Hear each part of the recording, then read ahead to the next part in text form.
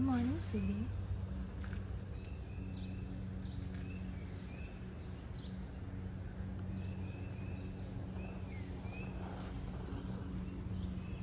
Good morning. It is the morning of June 2nd, and hello, my name is Winter. Welcome to Birch Cottage Garden, and let's see what's going on in this first garden tour of the year. So I've got most of the garden set up so far. The main thing not planted yet is the peppers, and there's a bunch of mini projects still to happen, but let's see how it's going so far. Here's my little garden gnome. Gnome, hello. Good morning. All right, so here on the back patio, I'm just starting to harden off my peppers. You can see all my beautiful pepper plants. They are still mostly indoors, but they'll be coming out here in the next few weeks. Over here on the whiskey barrel trellis, we have kales, collards, some auroch, more kale. We have some peas that I started indoors that have a number of little snacking peas on them. We have a clematis. And on the other side, we have some arugula and spinach seedlings that are just starting to come up. In the green stalk planter, we have all the leafy greens and some green onions. We got some butter lettuce and some other lettuces. Here we have some green onions, mizuna, kale, purslane, kamatsuna, spinach, arugula, jijimisai, all sorts of great things. Over here, I've just planted pole beans along the bottoms of all of these trellises, so hopefully those will be coming up soon. In the corners here, we got 3 Jack Be Little plants. They are mini pumpkins. Oh, we have a couple volunteers from last year too, of the pole beans that are coming up. So we have Jack Be Little pumpkins. These are the tiny decorative pumpkins. I love them so much. Here in this bed, we have 5 Mongogo de Guatemala summer squash. They are supposed to be a very delicious, prolific, like zucchini alternative, little round summer squashes. I'm excited to try them. And we have a sugar baby watermelon. This I bought from a start from Coleman's Farm Market. My watermelon starts did not really grow well. Need to start those earlier next year, but we'll see how that one goes. On this bed, we have 3 acorn squash.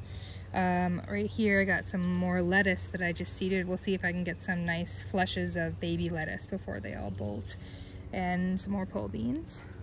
Along this main part here, I've planted mainly the like long noodle beans, so hopefully I'll get some really beautiful draping noodle beans. We'll see how that works out. This is my new garden bed. I just built this last weekend on a whim. So I stacked all the stones that we had, a bunch of extra stones. I've used almost all of them now. And I used some landscaping cement to cement them together, and then filled it with, you know, dirt and compost.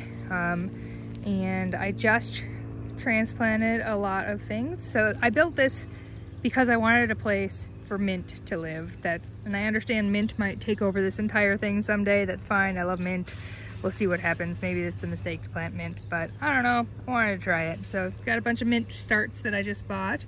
The tarragon start, lemon thyme. So some of these, I just transplanted a lot of these from my old herb bed over here to here yesterday, and so some of them don't look happy, and if they don't survive, I'll just go buy some new starts. We got some chives, oregano. I just seeded some purslane here that's also supposed to be very kind of aggressive. Sage, thyme, rosemary. So I love my little herb spiral. It's so pretty.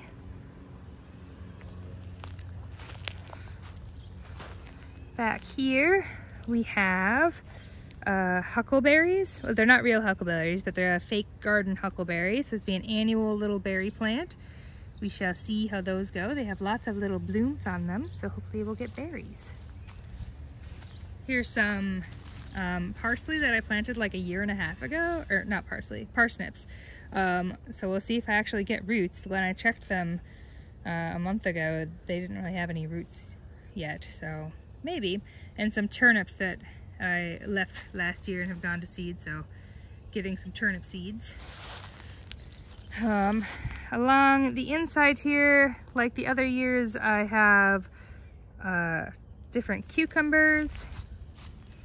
More cucumbers along the inside here. We have some collards and kales. All this arugula here came back from last year, so that's exciting. I just planted some more kale seeds and some chard, so we'll see if we get that. I have my clematis that I thought died last year came back to life and is growing up and vining up nicely, so hopefully we'll get some pretty flowers soon. And then this is super exciting. This is Hablitzia, or Caucasian mountain spinach. It's a spinach alternative that grows in the summer and like all throughout the year and comes back every year. And I planted this a little over a year ago, and like nothing happened last year, and then the seeds overwintered and they came up this year. So I did read that they sometimes need the cold shock of a winter to germinate, and I'm so excited.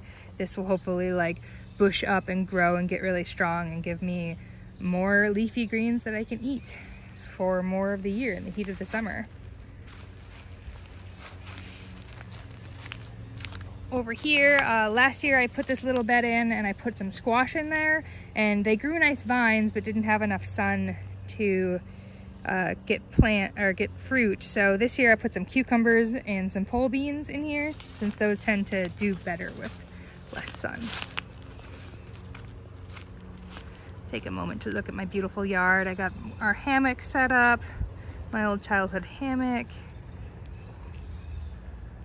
All of the things that we have put in here over the last 5 years really coming together to make this place a really lovely place to live. I've spent so many hours weeding all this mulch this year, and we got some weeds already popping up. I need to put a fresh layer of mulch on here. Some places it's getting really thin. So this is the old herb bed. This sorrel was on that side right over there, and I just transplanted it yesterday. It looks super not happy, so it might die. If that happens though, we have all this other sorrel here, so if that happens, it happens. I tried. Sorry, sorrel plants. I wanted more sun over here, and it was very tall and blocking a lot of sun. So if the herbs don't work out over there, I can always move them back here next year. But to this year, I left the parsley because parsley is eaten by rabbits and things and it needed a fence. And I have a yellow zucchini and a zucchini, so we'll see how well those grow here. This does get a fair amount of sun. Not as much as right over here, but we'll see if they manage to grow over there. We have my tomato plants. This year we have San Marzanos, Amish paste, a white tomasol, so we're going to try that one again. And some Paul Robeson. So the Amish paste and the San Marzanos are paste tomatoes, so Peter likes to make spaghetti sauce with those.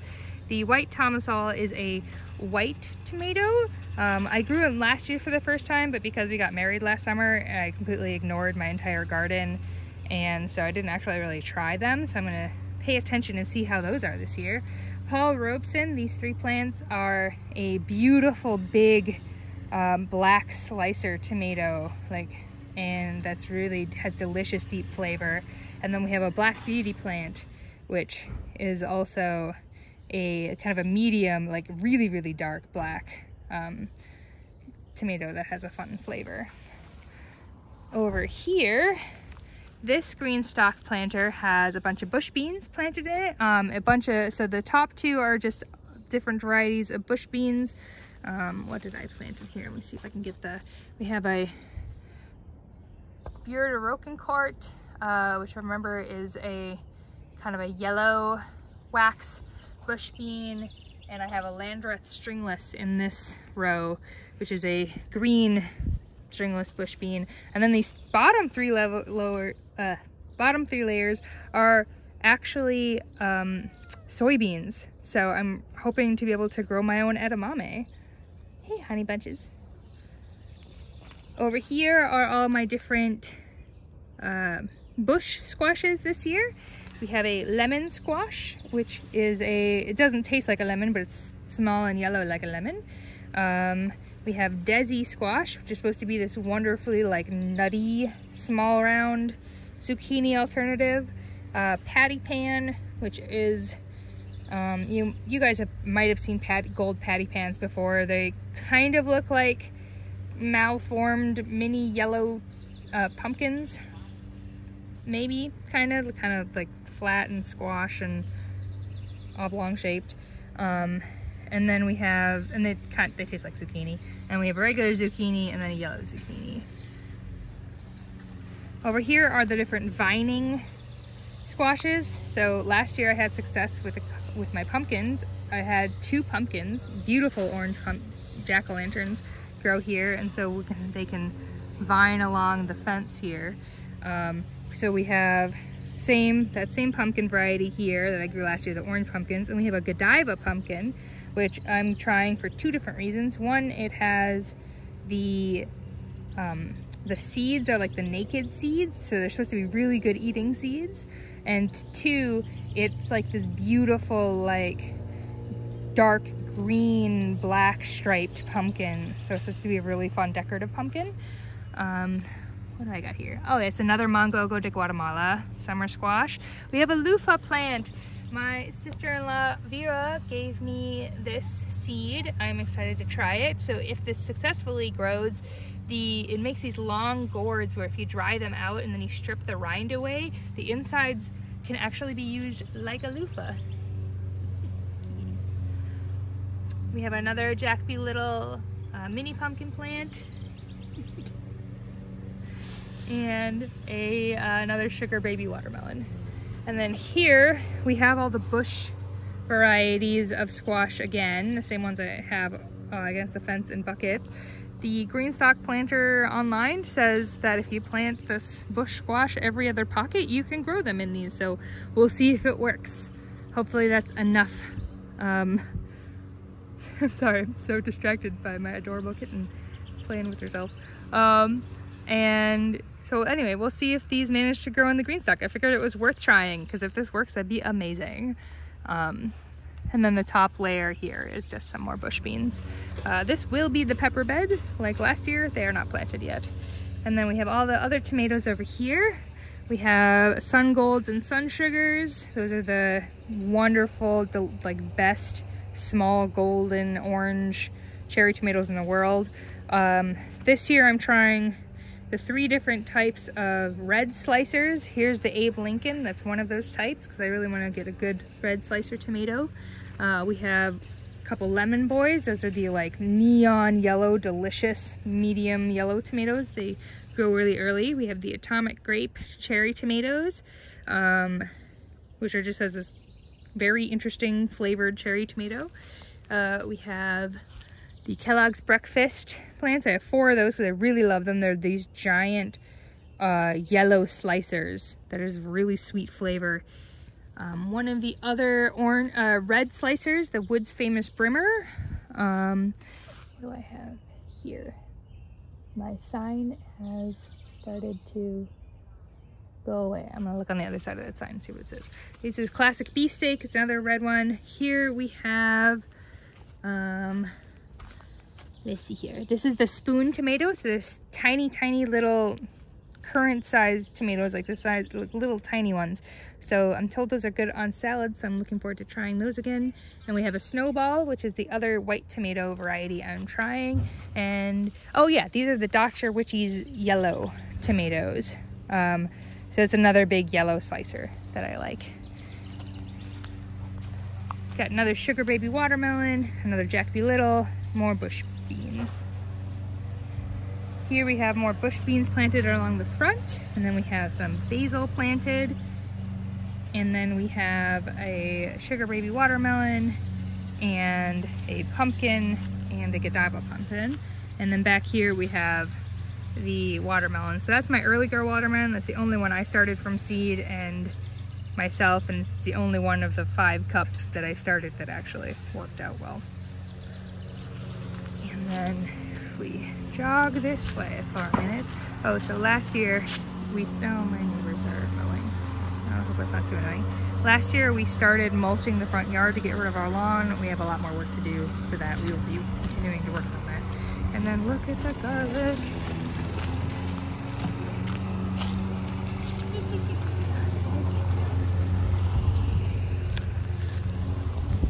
All right, so that is the first garden tour, and let me know if you have any other questions or things you want to know about, and I will see you next time.